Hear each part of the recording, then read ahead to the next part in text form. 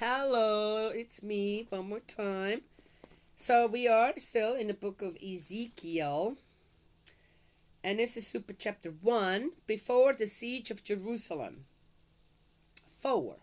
Ezekiel is struck dumb. Well, while I was there, the hand of Yahweh came on me. He said, "Get up, go out into the valley, and there I shall speak to you." I got up and went out into the valley. The glory of Yahweh was resting there, like the glory I had seen by the river Chebar, and I fell to the ground. The Spirit of Yahweh then entered me and put me on my feet and spoke to me. Okay, you know what? I'm going to say it again. They need to lay off the booze and the drugs. It's every time. The Spirit of Yahweh then entered me and put me on my feet and spoke to me. Do I have that inner voice? Yes, but it's mine. This taking over of people and possessing them is not right, and God would never do that.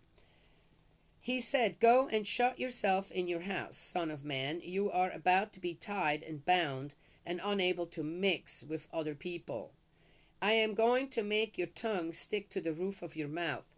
You will be dumb and no longer able to reprove them, for they are a tribe of rebels. When I speak to you, however, I shall open your mouth, and then you will say to them, 'Lord Yahweh says this.' Let anyone prepared to listen, listen. Let anyone who refuses, refuse, for they are a tribe of rebels." Okay, right there, just in this little part. First of all, our Heavenly Parent, God the Creator, money to Allah, you name it, would never take away your freedom of will to speak as well. Never, ever in a gazillion whatever years. Because that is a law of heaven given to us. Everyone, everything, any spirit world, God, everyone has to follow that law. We have freedom of will. We are in no way restricted. It is our own will and ideal that decides to either follow the right path or not. God would never do this to anyone. Ever, never. I guarantee you that. Because in all my life, with all of my experiences that I had with spirit world, that has never happened. That I was not allowed to keep my own thoughts, speak my own word, and yet still try to be helpful to others out there. Do you understand what I'm saying? Misrepresentation of God, big, big, big time. And anyone that truly is honest with themselves knows that and has to admit to that fact. Yes? Okay. My gosh, got me going already. The siege of Jerusalem. For your part, son of man, take a brick and lay it in front of you. On it scratch a city, Jerusalem. You are then to besiege it, trench round it, build earthworks, pitch camps, and bring up battering rams all around. So he wants him to take a brick, scratch into it the city of Jerusalem, and then to make trenches around it, and I don't know what, and basically what? Oh, fortify it, right? Fortify it for what? War? Again?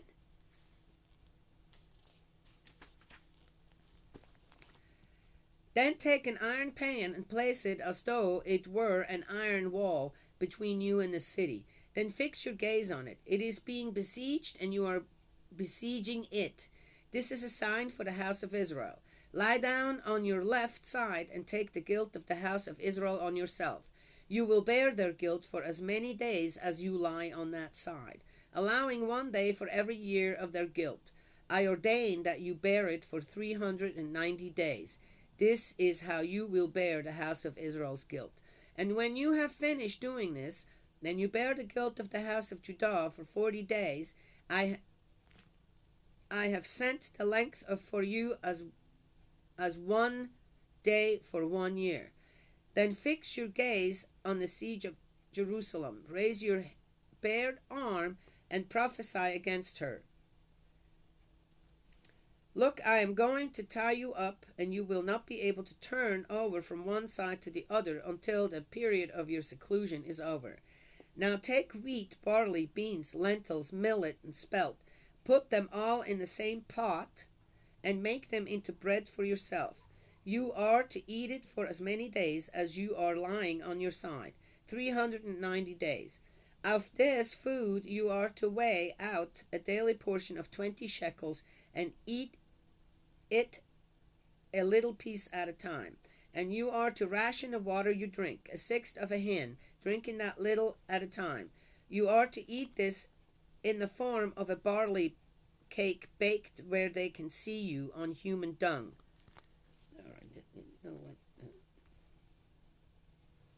And Yahweh said, this is how the Israelites will have to eat their defiled food, wherever I disperse them among the nations. I then said, Lord Yahweh, my soul is not defiled. From my childhood until now, I have never eaten an animal that has died a natural death or been savaged. No tainted meat has ever entered my mouth. Wait a minute. So he's not listening either. Ezekiel's not listening either then, because God just said, you're doing this for everyone, for all of Israel who has sinned. God never said that he sinned. Yet here is Ezekiel's questioning him. Well, I've never done anything. Why do I have to do that? Yet God just explained to the prophet, who obviously wants to be one, right? He's got wishes and stuff. I don't know, wrote it all down. So he's questioning God, because he wasn't listening either. I told you that Ezekiel's doing all this for himself. Right? This is about himself, not on how to save the Israelites, restore the Israelites, because that's what this is about, restoring the Israelites, right? Yes, one person, according to God, one person can do that. It's pretty powerful when one person in a family takes on the restoration path of the whole family and their ancestors. It's pretty powerful. Can be very, very powerful, and it trickles down to the family members. It really does. One person can do it. Yes, but here Ezekiel's not listening. Very well, he said. I grant you cow dung instead of human dung. God seems to be unmoved. God.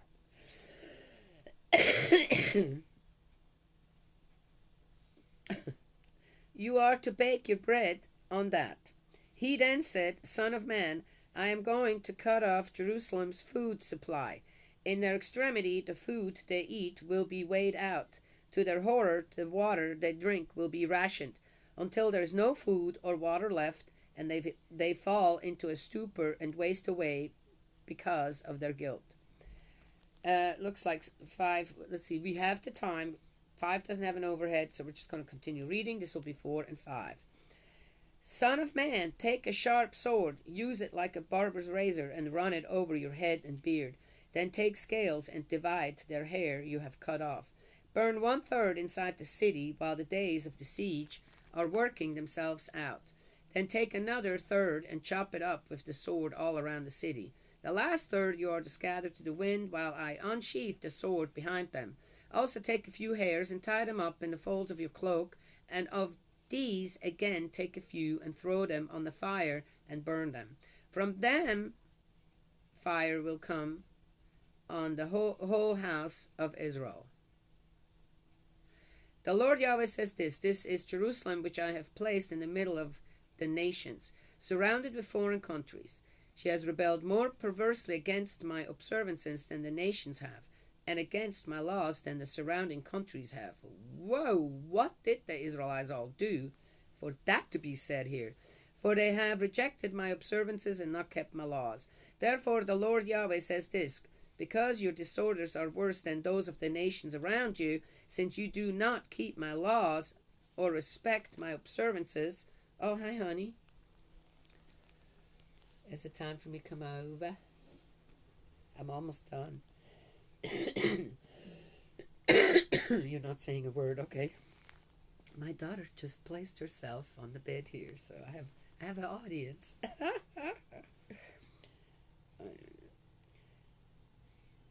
Therefore, the Lord Yahweh says this, because your disorders are worse than those of the nations round you, since you do not keep my laws or respect my observances, and since you do not respect even the observances of the surrounding nations, very well, the Lord Yahweh says this, I too am against you, and shall execute my judgment on you for the nations to see. Because of all your loathsome practices, I shall do such things as I have never done before, nor shall ever do again. Well, we already know that, if the flood's true, God killed everyone except for Noah's family. So it's not the first time.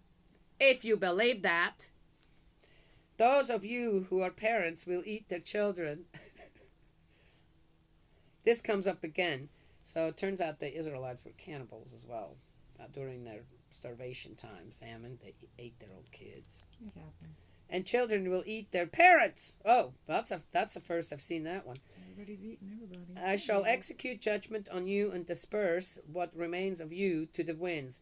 For as I live, declares Lord Yahweh, as sure as you have defiled my sanctuary with all your horrors and all your loathsome practices, so I too shall reject without a glance of pity. That's all lies. God would never do that. I shall not spare you. All lies. A third of your citizens will die of plague or starve to death inside you. A third will fall by the sword round you, and a third I shall scatter to the winds, unsheath the sword behind them. We reread this in 4. I shall sate my anger and bring my fury to rest on them until I am avenged. And when I have sated my fury on them, then they will know that I, Yahweh, spoke out of jealousy for you. Yes, I shall reduce you to ruin, an object of derision to the surrounding nations. In the eyes of all who pass by, you will be an object of derision and insults, an example, an object of amazement to the surrounding nations. When I execute judgment on you in furious anger and furious punishments, I, Yahweh, have spoken. Okay. On them I shall send the deadly arrows of famine, which will destroy you, for I shall send them to destroy you. Then I shall make the famine worse and cut all your food supply. Cut off all your food supply. I shall send famine and wild animals on you to rob you of your children. Plague and bloodshed will sweep through you, and I shall bring the sword down on you. I, Yahweh, have spoken. That's the end of 4 and 5. Bunch of lies. I will never believe this. I don't know why this was written down like this. Why Ezekiel felt that he had to misrepresent God like that. I have no doubts for very selfish reasons, but so be it. Right? Yes? It's always easier to, rather than look in the mirror yourself, what did we do? What do we need to restore? How do we need to fix that? To blame it on someone else. Well, how you're going to prove God didn't say that? With your own experiences. With your own way of life. Then you know God would never, ever, never, ever hurt anyone in the world. Any of his children in the world. In the past, now, or in the future, like that. No matter what you're going to do. That's just the way it is. That's all I have to say today. My daughter's waiting here for me. My son-in-law's birthday today. Yes. And so we're going to celebrate a little. Yes. My daughter's going to make him his favorite cheesecakes, and she's great at making cheesecakes. So. Anyway, gotta go. May Heavenly Parent bless, protect you, guide you, embrace you with love. Eldridge, my dearest brother in faith, I love you. Let's keep praying, and I will talk to you all another time.